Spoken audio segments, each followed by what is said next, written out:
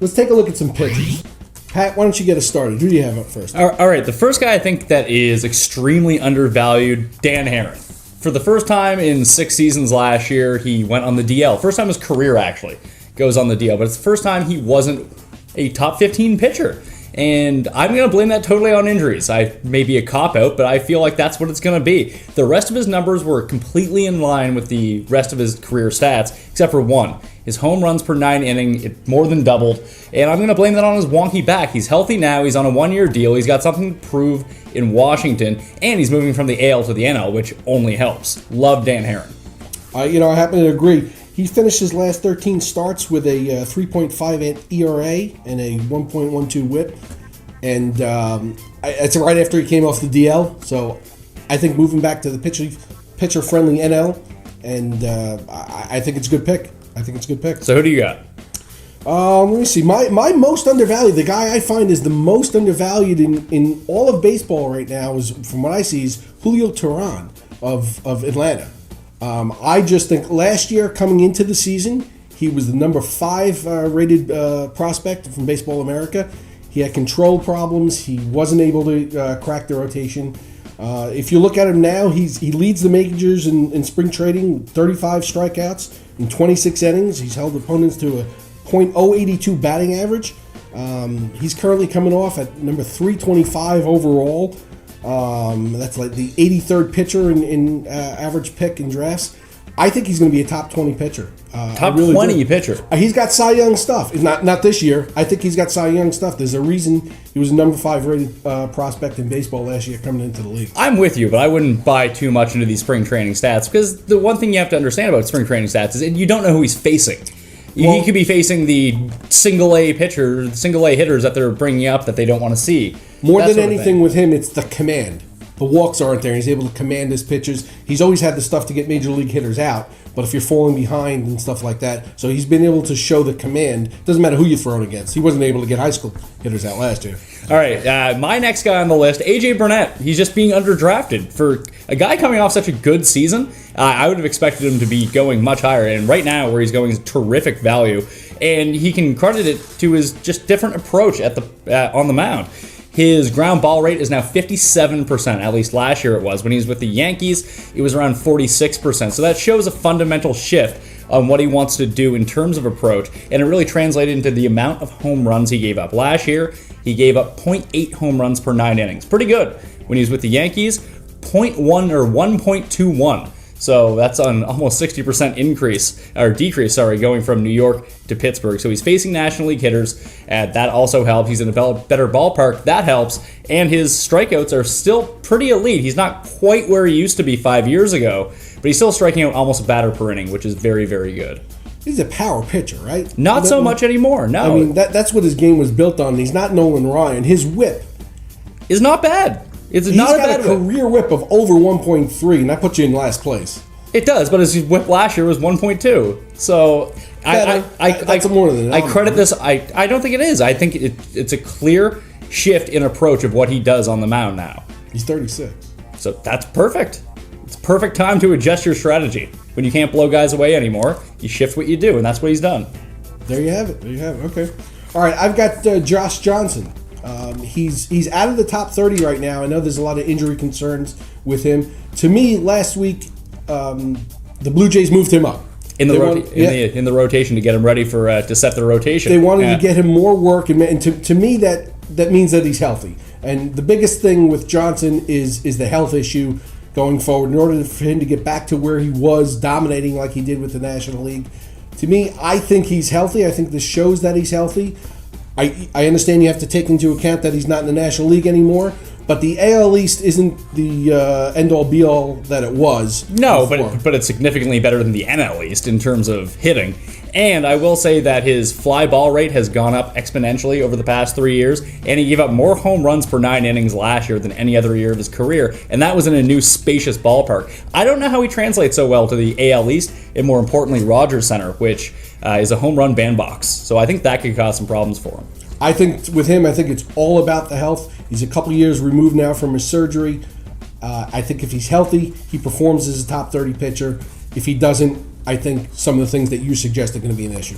My next guy, Brandon McCarthy, Arizona Diamondbacks. He's an innings eater. Doesn't really strike a lot of guys out, and that kind of throws people off his scent in fantasy terms. I kind of equate him to a newer generation Tim Hudson, where he's going to have a terrific whip. He's going to have a great ERA. The strikeouts aren't going to be there, but he's going to log innings. And the more innings these pitchers log, the better for your ratios it is. So there's a lot of concerns about him moving out of Oakland and into a hitter's ballpark at Chase Field, but he's going from the AL to the NL, so I think that mitigates whatever home run potential could come his way. So I like Brandon McCarthy a lot this year, and he's going way down in drafts, and he has the potential to be one of those back-end anchors, like I said, that stabilizes your ratios over the season.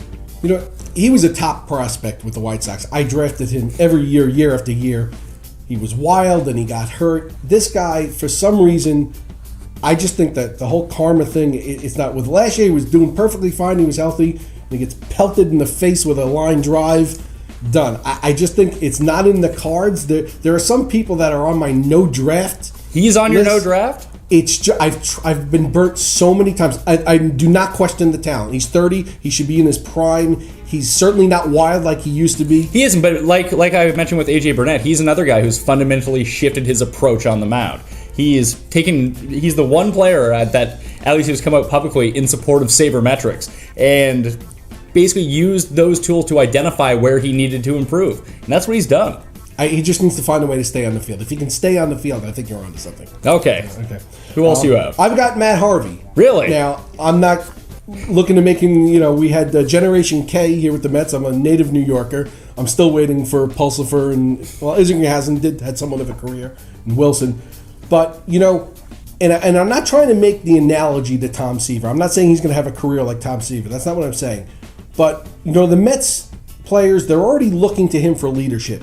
And when he takes the ball, when he goes out on the mound, he's kind of got this attitude of, give me the ball, I'm going to take care of this. He's got the tools. Like with any young pitcher, you got to worry about wildness.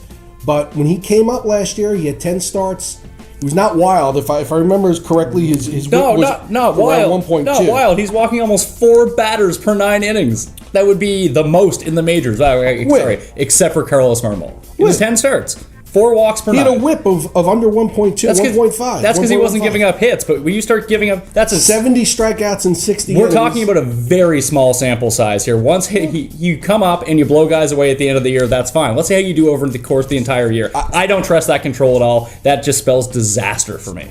Strikeouts are there. To me, I'm willing to take the risk. I think you can take his 10 game and extrapolate it to 30 starts, 30 games. I think if you take his numbers over those 60 innings that it pitched and stretch that out to 180 innings or so. Now, I don't know. That's a leap. That's a leap to do that. I'm very leery about young pitchers or what they do to them towards the end of the year, even if they're pitching. They do the Strasburg thing where they shut them down. The Mets don't have to worry about being in contention, so that's not going to be an issue. But I think he's a horse. He's a big guy. I think they're going to let him go, and I think he's a sleeper.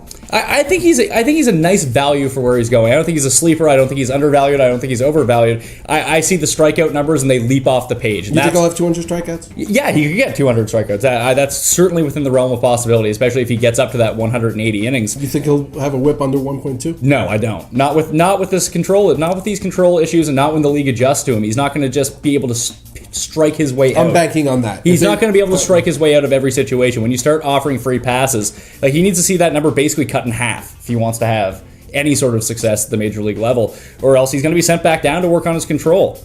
Unlike my next guy, Jeff Samardzija, who's going right outside the top 20 of starting pitchers right now, former wide receiver, yes. But here's a guy, when you're looking for players to take a leap, this is the guy I'm looking for. Over the past 3 years, he's transitioned from reliever to starter. He's dropped his walk rate, dropped his fly ball rate, and he's striking out over a batter an inning. And you want to talk about a workhorse. This is a workhorse, and he's going to get plenty of time to pitch with the Cubs. Like you said, no innings limits on Samardzija because they're not going to be in contention either. So they're just going to let him run out there, and we talk about a guy who eats innings and helps stabilize your ratios like I did with McCarthy. Samardzija's the same way. You look for 200-plus innings out of him, a respectable whip, a good ERA, and hopefully the wins come along, but you really can't tell. You can pitch on the worst team in the league and get 20 wins, or pitch on the best team in the league and get 8 wins. It's really hit or miss with that. So he needs the run support, but the strikeouts are going to be there, and the ratios are going to be there. I like him to take the leap, potentially a a top 10 pitcher. Not going to guarantee that, but he has that sort of stuff and the outside stats to make up for it. So I love Jeff Samardzija this year. I think you picked the wrong sport. But how do you pick the wrong it's sport? taken him a long time to just become a starter. And for you to suggest that he's going to go from all of a sudden last year, they finally got him into the rotation after years of trying. Now he's going to be possibly a top 10. I think that's a little bit of a reach. I do agree he's got the talent. He's got a lot of movement on the ball. There's a reason that they were able to woo him away from the other sport. And, they were convinced that he would have a long career as a major league pitcher. The talent is there. Maybe if he was on another team, I'd be more apt to take a chance on it. I don't see what but it is a little bit of a crapshoot. I don't see what the team has to do with it. Talent's talent. Draft talent. Don't draft position. He's not going to get any cheap wins. So what? Maybe he does. There was one year with the Blue Jays, Gustavo Chacin won 14 games and the team won 75 because, for some reason, he got 9 runs of run support every time he went out. They were a terrible team. They always supported him. Roy Halladay ends up with 12 wins on that team, and he has a Cy Young season. If you're banking on that, you can't plan on that. You can't plan on wins regardless. It's just not a stat you can plan around. You just can't do it. The odds are that if you're pitching for a team, you have a better chance of winning a game. Possibly, but if you're a good pitcher, you have a better chance of winning games than a bad pitcher. Agree. So who's your last guy? Alexi Ogando. Like it. I like this one a lot. I like Ogando. 2 years ago in 2011, they put him in the starting rotation to start the year, and he was an all-star. He went about 3/4 of the way through the season, and things started to fall apart. He wasn't used to pitching the innings. Last year, they went back to making him a reliever. They're going to give him another shot at it. He's been in the major leagues now for quite a while. I think he understands how to pace himself to get through a whole season, to get through 30 starts. He's clearly got the stuff, and I just think he's going to have a breakout year. He knows he's got a taste of success as a starter.